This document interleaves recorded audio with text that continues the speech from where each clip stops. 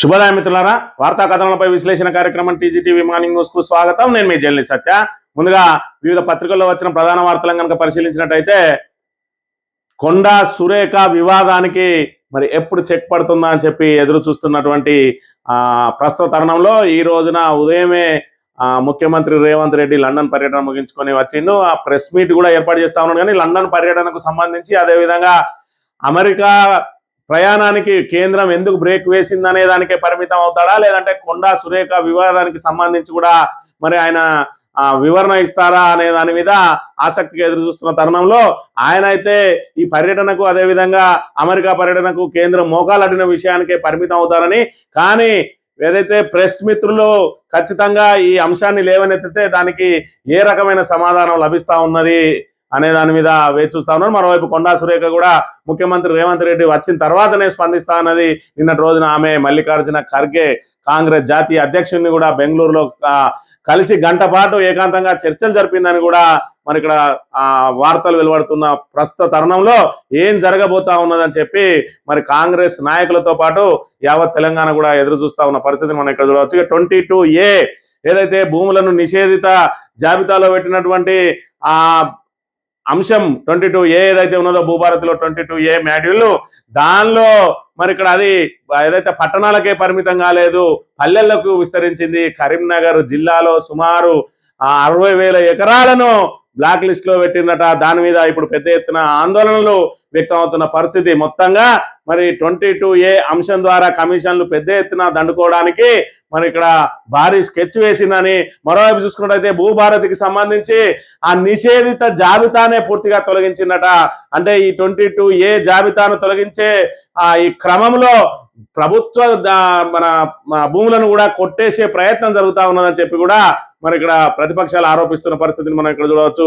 ఇక మరోవైపు ఏదైతే 100 రోజులలోనే 6 గ్యారంటీలు అమలు చేస్తామని చెప్పి మరి ఇక్కడ ఏదైతే ప్రజలను నమ్మబలికి అమలు కాని హామీలను, అలవి కాని హామీలను ఇచ్చి గద్దెనెక్కిన రేవంత్ ప్రభుత్వం 1000 రోజులైనా ఇప్పటి వరకు మరి వాటిని అమలు చేయలేదని మరి ఇక్కడ నిరసన కార్యక్రమాలు, వినూత్న నిరసనలకు బీఆర్ఎస్ మరి ఇక్కడ దానికి సన్నాహాలు చేస్తా ఉన్నది. సెప్టెంబర్ 2 నుంచి వారం రోజుల పాటు పెద్ద ఎత్తున ఆందోళన కార్యక్రమాలు చేపట్టడానికి సన్నద్ధమవుతున్న పరిస్థితిని మనం ఇక్కడ చూడవచ్చు. వార్తా కథనాలను కనుక పరిశీలించినట్టయితే, ముందుగా నమస్తే తెలంగాణలో కరీంనగర్ పై 22A పంజా, సర్కార్ గుప్పిట ఆస్తులు 62,000 ఎకరాలకు పైగా నిషేధిత జాబితాలోకి.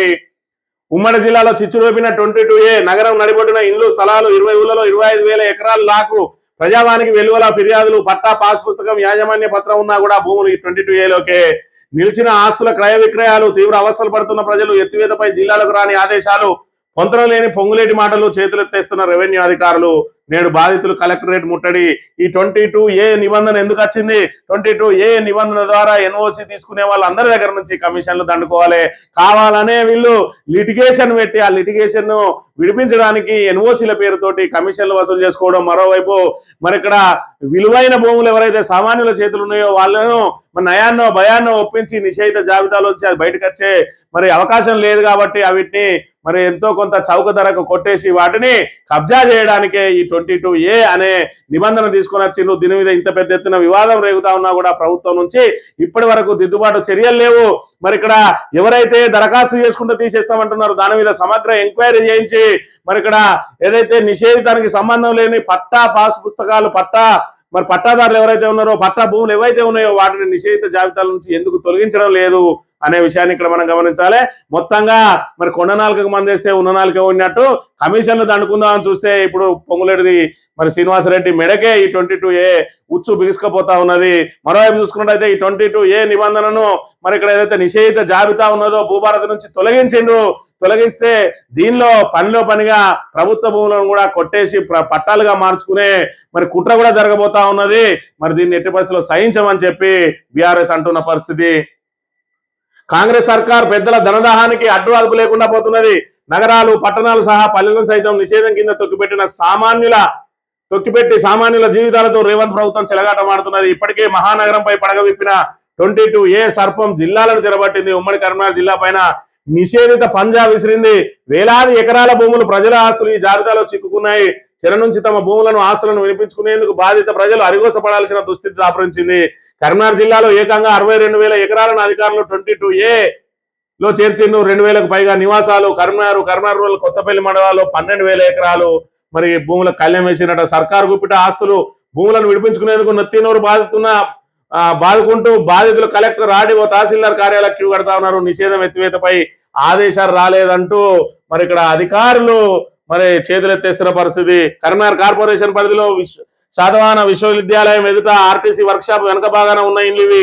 జిల్లా కోర్టు కూతవేడు దూరంలో ఉన్న కాలనీలోని ప్రతి ఇంటితో పాటు కొత్త Yaswada, Harinagar, Vidyanagar, Kaloji Nagar, Rekurthi, RTC workshop, Sriramnagar కాలనీలోని వేలాది ఇళ్లను 22A పెట్టిండ్రు. ఇవాళ ఇల్లు అమ్ముకోవాలన్నా, ఇంటి మీద మనం రుణం తీసుకోవాలన్నా, ఆ ఇంటిని మరి ఎవరికైనా కుదబెట్టాలన్నా, ఏం చేయాలన్నా కూడా ఇప్పుడు అది నిషేధిత జాబితాలో ఉన్నది కాబట్టి ఎన్ఓసి తీసుకోవాలి. ఎన్ఓసి తీసుకోవాలంటే అధికారులను కలవాలంటే మంత్రి తాబేదారులను కలవాలి. మంత్రి తాబేదారులను కలవాలంటే కమిషన్ సమర్పించుకోవాలి. ఇగో ఇన్ని లిటిగేషన్లు పెట్టి ఇవాళ జనాలను ఏ విధంగా దోసుకు తింటా ఉన్నారో మనం ఇక్కడ ప్రధానంగా గమనించాలి. ఉన్న ఇళ్లను నిషేధిత జాబితాలోకి నెట్టి కావాలనే అక్కడ ఒక డిస్ప్యూట్ క్రియేట్ చేసి ఆ డిస్ప్యూట్ ను మళ్ళీ పరిష్కరించడానికి ఎన్ఓసీల పేరుతోటి కమిషన్లు దండుకునే ఇంత పెద్ద అంశం దీని వెనుక దాగి ఉన్న పరిస్థితిని మనం ఇక్కడ చూడాలి. 22A రద్దు చేయకపోతే అసెంబ్లీని స్తంభింపజేస్తాం. వేలాది మంది బాధితులతో సచివాలయాన్ని ముట్టడిస్తాం. 22A ప్రభావిత ప్రాంతాల్లో మాజీ మంత్రి హరీష్ రావు పర్యటన. మేడ్చల్ జిల్లా బోడుప్పల్లో నిషేధిత బాధితులకు భరోసా అని చెప్పి మరి బీఆర్ఎస్ అండగా నిలుస్తా ఉన్నది. ఒకవైపు లీగల్ టీంని ఏర్పాటు చేసింది, మరోవైపు ఎక్కడ నిషేధిత జాబితాలో ఉన్నాయో అక్కడికి వెళ్ళి బాధితులకు మేము అండగా ఉంటామని చెప్పి అసెంబ్లీ త్వరలో 2 తారీఖు ఏమో స్టార్ట్ చేయబోతా ఉన్నారు. అసెంబ్లీ సమావేశాల ప్రారంభం లోపు కనుక వీటిని పరిష్కరించకపోతే అసెంబ్లీని స్తంభింపజేస్తామని చెప్పి కూడా హెచ్చరిస్తున్న పరిస్థితిని మనం ఇక్కడ చూడాలి. సిపిఎస్ రద్దుకు నవంబర్ 17 డెడ్లైన్ అట. ఆ లోపు చేయకుంటే సామూహిక సెలవులు. జిల్లా కేంద్రాల్లో సామూహిక దీక్షలు చేపడతాం. సర్కార్కు సిపిఎస్ఈ యూనియన్ అల్టిమేటం. ఎల్బీ స్టేడియంలో సిపిఎస్ ఉద్యోగుల ఆందోళన. ఎవరైతే మరి ఇక్కడ పెన్షన్ స్కీమ్ కు కొత్త పెన్షన్ స్కీమ్ లో మరి భాగస్వాములు అయినో కాంట్రిబ్యూటరీ పెన్షన్ స్కీము మరి కాంట్రిబ్యూటరీ పెన్షన్ స్కీమ్ సిపిఎస్ ను రద్దు చేయాలి, మాకు కూడా పాత పెన్షన్ విధానాన్ని కొనసాగించాలని చెప్పి ప్రభుత్వ ఉద్యోగులందరూ కూడా నవంబర్ 17 లోపు డెడ్ లైన్ పెట్టినట. లేకపోతే సమరశంఖం పూరిస్తాం, పూర్తిగా మూకుమ్మడి సెలవు పెడతామని చెప్పి కూడా హెచ్చరిస్తా ఉన్న పరిస్థితి. 1000 రోజుల కాంగ్రెస్ దగాపై సమరబేరి. సెప్టెంబర్ 2 నుంచి బీఆర్ఎస్ ఆందోళనలు. రాష్ట్ర వ్యాప్తంగా వారం పాటు వినూత్న నిరసనలు. ఎన్నికల్లో ఇచ్చిన 420 హామీలు, 13 డిక్లరేషన్లు, 6 గ్యారంటీల మోసాన్ని ఎండగట్టేందుకు సిద్ధం. కాంగ్రెస్ సర్కార్ బాకీ కార్డులతో ఇంటింటికి వెళ్ళాలి. కాంగ్రెస్ పార్టీ మోసాలను ఊరూరా వివరించాలి. రేవంత్ రెడ్డి ప్రభుత్వ వైఫల్యాలను ఎండగట్టాలి. యువతను ఆకర్షించే కార్యక్రమాలు చేపట్టాలి. బీఆర్ఎస్ వర్కింగ్ ప్రెసిడెంట్ కేటీఆర్ పిలుపు అని చెప్పి 100 రోజుల లోపలనే 6 గ్యారంటీలను అమలు చేస్తామని చెప్పి 6 గ్యారంటీల పేరుతోటి అందులో 13 అంశాలను చేపట్టి కేవలం ఉచిత బస్సు మరి అదే విధంగా ఉచిత బస్సును మాత్రమే ఇప్పుడు ఇస్తా ఉన్నారు. 2000 పెన్షన్ 4000 చేస్తా ఉన్నారు. అతిగతి లేదు. మరి ఆ రైతు బంధుకు సంబంధించి 10,000ను 15,000 చేస్తా ఉన్నారు. 12,000 కుదించిండ్రు. మరి ఇక్కడ ఏదైతే సీజన్లో ఎగవేస్తున్న పరిస్థితిని మనం ఇక్కడ చూస్తా ఉన్నాం. అదే విధంగా చూసుకున్నట్టయితే కళ్యాణ లక్ష్మిలో తులం బంగారం మాట దేవుడెరుగు. ఇప్పుడు కళ్యాణ లక్ష్మి అసలుకే ఎసరు పెట్టి కూర్చున్నది రేవంత్ రెడ్డి ప్రభుత్వం. ఇక్కడ యువతులకు స్కూటీలు ఇస్తా అన్నారు, మహిళలకు 2500 ఇస్తా అన్నారు. మరి ఇక్కడ 500కే గ్యాస్ అన్నారు. మరి 500కే గ్యాస్ గురించి మనం మహిళలు మాట్లాడుతున్నది వింటనే ఉన్నాం. 1050 రూపాయలు పెట్టి మేము గ్యాస్ తీసుకుంటా ఉన్నాం, 500కి ఎక్కడ వస్తా ఉన్నాం అని అడుగుతా ఉన్న పరిస్థితి. మరోవైపు చూసుకున్నట్టయితే 200 ఉచిత విద్యుత్ అనేది అది గాలిమాటగానే తేలిపోయిన పరిస్థితి. ఇన్ని ప్రతికూలతల మధ్య మరి 100 రోజులలో అమలు చేస్తా అన్న హామీలు ఏదైతే 1000 రోజులైనా అమలు చేయలేదు కాబట్టి వాళ్ళ 6 గ్యారంటీలు ఏవైతే ఉన్నాయో, 13 డిక్లరేషన్లు ఏవైతే ఉన్నాయో వాటన్నిటిని కూడా ఇంటింటికి తీసుకెళ్లి మరి ఇక్కడ బాకీ కార్డులతోటి అలా 420 హామీలు, 13 డిక్లరేషన్లు, 6 గ్యారంటీలు అన్నింటినీ కూడా ఏ విధంగా మరి వాటిని అడ్డం పెట్టుకొని మోసం చేసిందో ఇంటింటికి వివరించడానికి బాకీ కార్డును పట్టుకొని మళ్ళీ ఇంటింటికి తిరగడానికి బీఆర్ఎస్ ప్రణాళికలు సిద్ధం చేసిన పరిస్థితిని మనం ఇక్కడ చూడవచ్చు. ఇక బీసీ మంత్రిపై కుట్ర, పరకాల వివాదం పక్కా వ్యూహమా, టికెట్ ప్రకటన అందులో భాగమేనా? రెచ్చగొట్టి వివాదం సృష్టించేలా ఎత్తుగడ. కాంగ్రెస్ లో ఎమ్మెల్యే అభ్యర్థులను ప్రకటించే సంప్రదాయం అధికారం సీఎంకు లేదు. అది ఎలక్షన్ కు 2.5 ఏళ్ల ముందే ప్రకటన. జగ్గారెడ్డి టికెట్ అధిష్టానం చూసుకుంటుందని రేవూరికి మాత్రం వేదికపైనే ఖరారు చేస్తారా? నాడు వైఎస్ కూడా అంత సాహసం చేయలే. ముఖ్య పీఠం కోసం బీసీలను బలిపెట్టే కుట్రలు. త్రుడిలో బయటపడిన బీసీ మంత్రి పొన్నం సుస్మితను రెచ్చగొట్టి సురేఖ మీద కూర్చు మరి రాజగోపాల్ రెడ్డి చేస్తున్న విమర్శలకు మంత్రి కోమటిరెడ్డిని బాధ్యులను చేయరా అని చెప్పి సుస్మిత ఏదైతే వ్యాఖ్యలు చేసిందో పరకాల సీటు కావాలని చెప్పి ఆమె ఒకవైపు పోరాటం చేస్తా ఉంటే మరి ఆమె ఆశల మీద నీళ్లు జల్లి రేవూరు ప్రకాష్ రెడ్డిని మళ్ళీ పరకాల ఎమ్మెల్యేగా గెలిపించాలని చెప్పి రేవంత్ రెడ్డి ఏదైతే సభలో ప్రకటించిందో అది మరి ఇక్కడ వివాదంగా మారింది. అప్పటికే కొండా సురేఖకు అదే విధంగా రేవంత్ రెడ్డికి మధ్య సత్సంబంధాలు కరువైనాయి. దాంతో రేవూరు ప్రకాష్ రెడ్డినే నేను ఇక్కడ పెడుతున్నా అని చెప్పి తన టీంని ఏదైతే బలోపేతం చేసుకోవాలని చూస్తా ఉన్నాడో మరి కొండా సుస్మిత తీవ్ర వ్యాఖ్యలు చేసింది. రేవంత్ రెడ్డి అండ్ బ్రదర్స్ మొత్తం కోట్లాది రూపాయలను ప్రజాధనాన్ని దోసుకుంటా ఉన్నారు. ఏదైతే రేవంత్ సోదరుడు కొండల రెడ్డికి షెల్ కంపెనీకి 200 కోట్ల భూమిని అప్పనంగా కట్టబెట్టిండు అని చెప్పి ఆమె డైరెక్ట్ ముఖ్యమంత్రి అయితే టార్గెట్ చేసిండో ఈయన టార్గెట్ చెయ్యాలనే రేవూరు ప్రకాష్ రెడ్డి టికెట్ గురించి మాట్లాడిండు. ఎందుకంటే మరి ఇక్కడ ఎవరెవరైతే బూడుబుటాన్ని చేస్తా ఉన్నారో మరి ఒక్కల్ని ఎవరైతే బీసీ మంత్రిని రెచ్చగొట్టి ఆమె ద్వారా మాటలు అనిపించుకొని ఆమె మీద వేటు వేస్తే మిగతా వాళ్ళందరూ నోరు మూసుకుంటారు. ఈ 2 సంవత్సరాల పాటు ఇక తన సీటుకు ఎసరు లేకుండా ఉంటది అని చెప్పి కావాలనే బీసీ మంత్రిని టార్గెట్ చేసి ఇలా బీసీ మంత్రిని బలిపీఠం ఎక్కించబోతా ఉన్నాడు రేవంత్ రెడ్డి అని చెప్పి మరి దీని నుంచి మరో కోణం కనబడుతున్న అంశాన్ని అయితే మనం ఇక్కడ చూడాలి. ఇక ఇవేం రోడ్లు ఇదేం పాలన 3 ఏళ్లుగా విన్నవిస్తున్న రహదారులకు రిపేర్లు చేయరా అశ్వరావుపేట ఎమ్మెల్యే జారే ఆదినారాయణ నిలదీసిన గ్రామస్తులు చుండ్రుగొండలో కాన్వాయ్ అడ్డగింత బురదలో కూర్చొని నిరసన. వాళ్ళు ఏం చేస్తారు పాపం ఎమ్మెల్యేలకు ఇప్పటికే నిధులు లేక వాళ్ళే నెత్తి కొట్టుకుంటా ఉన్న పరిస్థితి. ఎమ్మెల్యేలు మంత్రులపై ఇంటెలిజెన్స్ సురేఖ ఉదంతం నేపథ్యంలో అధికార పార్టీ నాయకులపై నిఘా వ్యతిరేకంగా కూటమి కడుతున్నారనే అనుమానంతో వారి కదలికలపై ఆరా. మరి ముఖ్యమంత్రికి అనుకూలంగా కొండా సురేఖ మీద కౌంటరు ప్రెస్ మీట్ పెట్టడానికి పిలిస్తే 40 మంది వస్తారని చెప్పి ఊహిస్తే 17 మంది వచ్చిందట. అంటే వీళ్ళ వెనుక ఎవరు అసమ్మతి రాగం ఆలపిస్తా ఉన్నారని చెప్పి వాళ్ళ మీద నిఘా పెట్టిండు. ఇలా మంత్రులు ఎవరెవరు కొండా సురేఖకు మరి ఇక్కడ స్నేహాస్తం అందిస్తా ఉన్నారని వాళ్ళ మీద కూడా నిఘా పెట్టిండట ముఖ్యమంత్రి రేవంత్ రెడ్డి. పెద్దల వద్దకు పంచాయతీ బెంగళూరులో ఖర్గేతో కొండా సురేఖ భేటీ, ఇద్దరి మధ్య గంటన్నర పాటు చర్చలు. ఎమ్మెల్యేల వెనుకున్న అదృశ్య శక్తిపై ఫిర్యాదు అట. మరి డైరెక్ట్ గా మల్లికార్జున ఖర్గే కలిసి అసలు విషయాలన్నీ విన్నవించింది. రేవంత్ రెడ్డి అండ్ సోదరులు ఏ విధంగా దోచుకుంటా ఉన్నారు, కాంగ్రెస్ పార్టీని ఏ విధంగా నాశనం చేస్తా ఉన్నారు, దాంతో పాటు ఏదైతే అచ్చ కాంగ్రెస్ నాయకులని పచ్చ కాంగ్రెస్ నాయకులు ఏ విధంగా అణచివేస్తా ఉన్నారో అవన్నిటిని కూడా మరి ఆయనకు వివరించింది అని చెప్తా ఉన్న పరిస్థితి. హిట్ అండ్ ఎస్కేప్ ధనబలం రాజకీయం ముందు మోకరిల్లుతున్న చట్టం. మాదాపూర్ ప్రమాద ఘటనలో రేవంత్ సర్కార్ తాత్సారం కేసు నీరుగార్చేలా పోలీసులు వ్యవహరిస్తున్నారని ఆరోపణలు. కాంగ్రెస్ ప్రభుత్వ తీరుపై దేశవ్యాప్త విమర్శల వెల్లువ. ఖరీదైన కార్లు, అడ్డు అదుపు లేని డ్రైవింగ్, మితిమీరిన వేగం, అడ్డొస్తే అంతే సంగతులు, అవతలి వారి ప్రాణాలు హరి. మరి కేసుల మాట ఏమిటి? చట్టాన్ని చుట్టంగా మలుచుకోవడమే బలవంతుల సులువైన మార్గం. ఆ బలవంతులకు వత్తాసు పలకడమే ప్రభుత్వాల పోలీసుల విధిగా మారిందన్న విమర్శలు వస్తున్నాయి. రోడ్డు ప్రమాదాల కేసులో వీఐపీల పిల్లలుంటే వారికి అనుకూలంగా ఏకంగా శిక్షణలనే మార్చేస్తున్నారనే అభియోగాలు ఉన్నాయి. ఈయన జనసేన ఎంపీ, ఆంధ్రాకు సంబంధించిన జనసేన ఎంపీ కొడుకు. ఈయన హైదరాబాద్ లో మన తెలంగాణకు సంబంధించిన ఒక యువతిని అతి వేగంగా అజాగ్రత్తగా నిర్లక్ష్యంగా గుద్ది చంపితే ఆయనను మరి కాపాడడానికి పోలీసులు ఏదైతే బెయిలబుల్ సెక్షన్లను పెట్టి కేవలం డ్రంక్ అండ్ డ్రైవ్ టెస్ట్ చేసి నోటీస్ ఇచ్చి పంపించారట. మరి ఇప్పుడు ఈమెను ఏదైతే అజాగ్రత్తగా నిర్లక్ష్యంగా అతివేగంగా నడిపిన ఈయన మీద కఠిన చర్యలు చేపట్టడం అంటే ఆయన జనసేన ఎంపీ కొడుకు కాబట్టి మరి డబ్బున్నోళ్ళకు ఒక రీతి, డబ్బు లేనోళ్ళకు ఒక రీతి అన్నట్టుగా పోలీస్ డిపార్ట్మెంట్ అంతా మరి స్థాయిని దిగజార్చుకొని మరి ఇలాంటి వ్యవహారాలకు పాల్పడతా ఉన్నది. సాక్షి దినపత్రిక విషయాన్ని నుంచి సాక్షి దినపత్రిక చూసినట్టయితే కేసు నుంచి తప్పించండి ఎంతైనా ఇస్తాం. జనసేన ఎంపీ లింగమనేని కుమారుడు సంజు యాక్సిడెంట్ కేసులో పోలీసులతో భారీ మొత్తంలో సెటిల్మెంట్ అట. మరి ఇక్కడ జనసేన ఎంపీ, ఆంధ్రాకు సంబంధించిన వ్యక్తి, మరి ఇక్కడ ఆయన కొడుకును కేసు నుంచి తప్పిని మీకు ఎంతైనా ఇస్తామని చెప్పి ఎవరైతే ఆ స్టేషన్ హౌస్ ఆఫీసర్ ఉన్నాడో ఆయనతో మాట్లాడుకున్నారని చెప్పి మాదాపూర్ ఠాణాలో ఉన్నతాధికారి సేమ్ వాళ్ళ సామాజిక వర్గానికి సంబంధించిన వ్యక్తి అనట. ఎంత ఖర్చైనా పర్వాలేదు, ఏదైతే హాస్పిటల్కి వెళ్ళి చెప్తాం మనం ఈయనను బతికించండి, ఎంత ఖర్చైనా పర్వాలేదు అన్నట్టు ఈయన కేసు నుంచి తప్పించండి, ఎంత ఖర్చైనా పర్వాలేదంటే మరి ఇక్కడ 5 రోజుల పాటు ఆయన వివరాలే బయట పెట్టకుండా కేసును మూసేసే ప్రయత్నం చేస్తే మరి ఇక్కడ సోషల్ మీడియా ద్వారా విషయం అంతా కూడా బయటపడ్డ పరిస్థితిని మనం ఇక్కడ చూడవచ్చు. ఇక రాజకీయ కారణాలతోనే అడ్డుకున్నారు. అమెరికా పర్యటనకు కేంద్రం అనుమతి నిరాకరణపై సీఎం రేవంత్ రెడ్డి హైదరాబాద్ వచ్చాక మాట్లాడతానని వెల్లడి. మద్దతుగా నిలిచిన ఖర్గే దేశ ప్రజలకు కృతజ్ఞతలు. దేశ ప్రజలు ఎవరు నీకు మద్దతుగా నిలవలే, ఇక్కడ ఖర్గే అంటే నువ్వు చేసే ఆడు పనులను కూడా మరి వెంబడేసుకోవాలి. ఎందుకంటే ఆయన కాంగ్రెస్ జాతీయ అధ్యక్షుడు, నువ్వేమో కాంగ్రెస్ ముఖ్యమంత్రి కాబట్టి ఖర్గే మినహా ఇవాళ నీ మంత్రులు కూడా ఎవరు దాని మీద మాట్లాడలేదు అంటే మరి ఇక్కడ నీ పరిస్థితి ఏందో ఒకసారి ఆలోచన చేసుకోవాలి. రాజకీయ కారణాలతోటి అడ్డుకున్నామని వాళ్ళే చెప్తా ఉన్నారు. రాజకీయ కారణాలతోటి అడ్డుకున్నారు.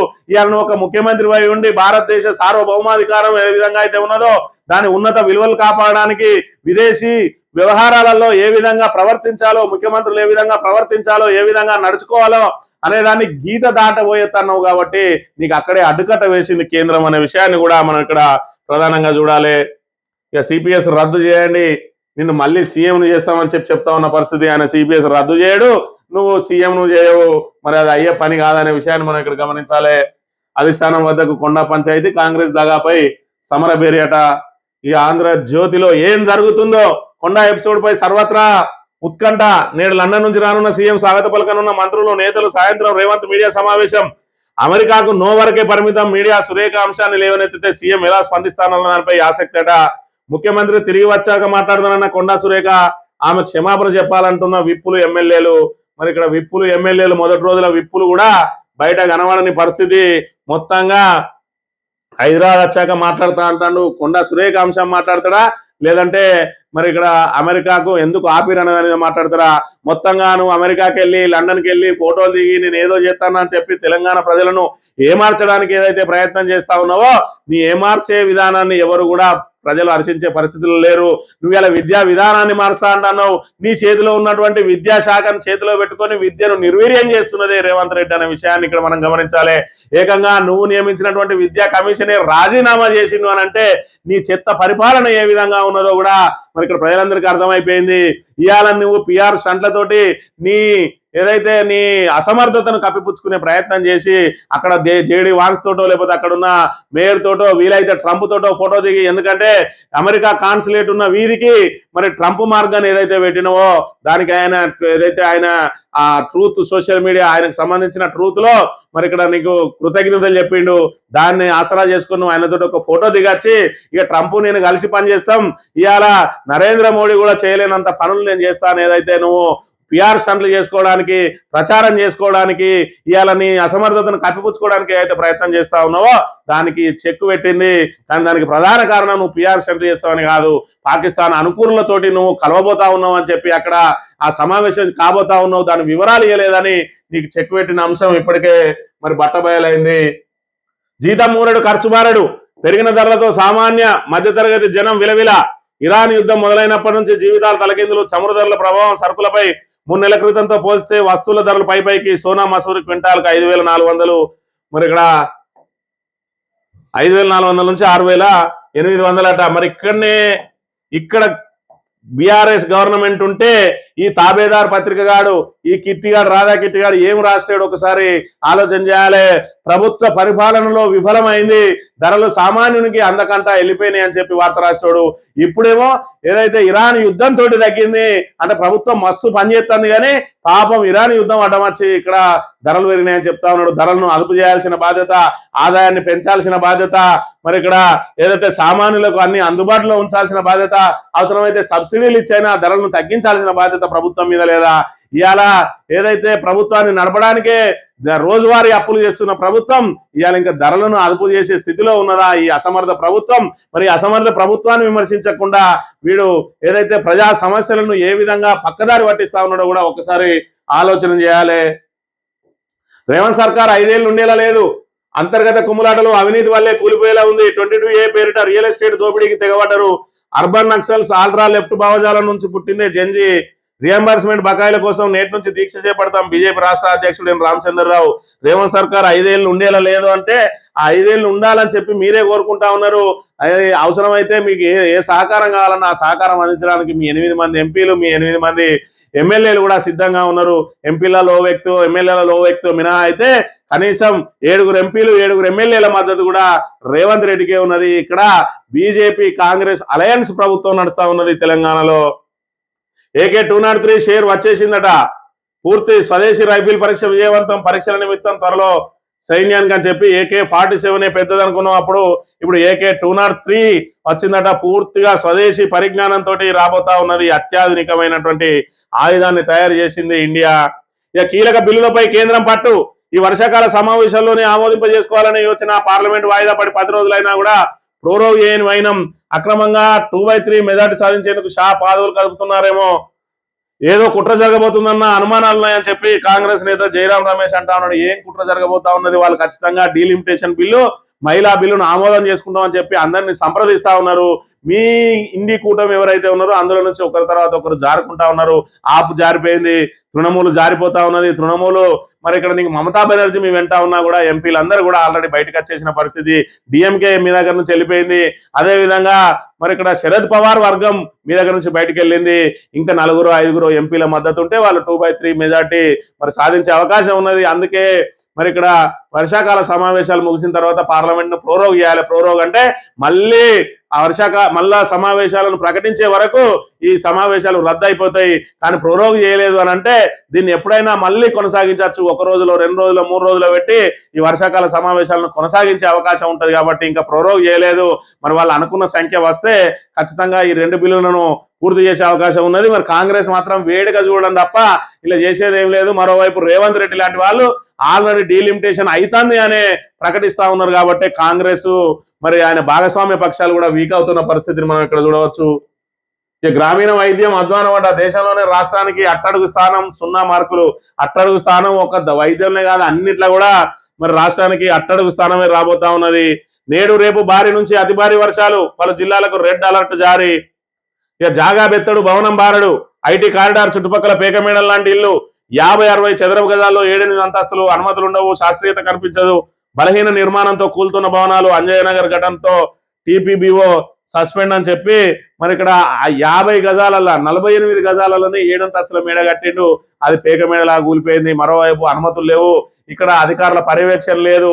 హైడ్రా మేము అన్నిటినీ కాపాడుతా ఉన్నాం, అన్నిటిని రక్షిస్తా ఉన్నాం అంటది. ఇలాంటివి కనబడవు.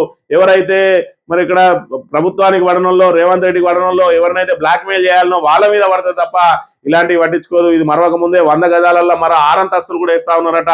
దానికి కూడా అనుమతులు లేవు. అయినా అధికారులు చోద్యం చూస్తా ఉన్న పరిస్థితిని మనం ఇక్కడ చూడాలి. ఇక ఈనాడు దినపత్రిక విషయానికి వస్తే అన్ని విషయాలపై మాట్లాడతారట. ఏం మాట్లాడతాడో మరి ఇక్కడ అందరు కూడా ఎదురు చూస్తా ఉన్నారు. నువ్వేం మాట్లాడతావు అనే దాని మీద మరి కొండా సురేఖను బలి చేసి నీ పదవిని కాపాడాలని చూస్తావా, లేదంటే కొండా సురేఖ వెనుక ఎవరెవరు అదృశ్య శక్తులు ఉన్నాయో నువ్వు మాట్లాడిన తర్వాత బట్టబయలు అయితే తెలుస్తుంది.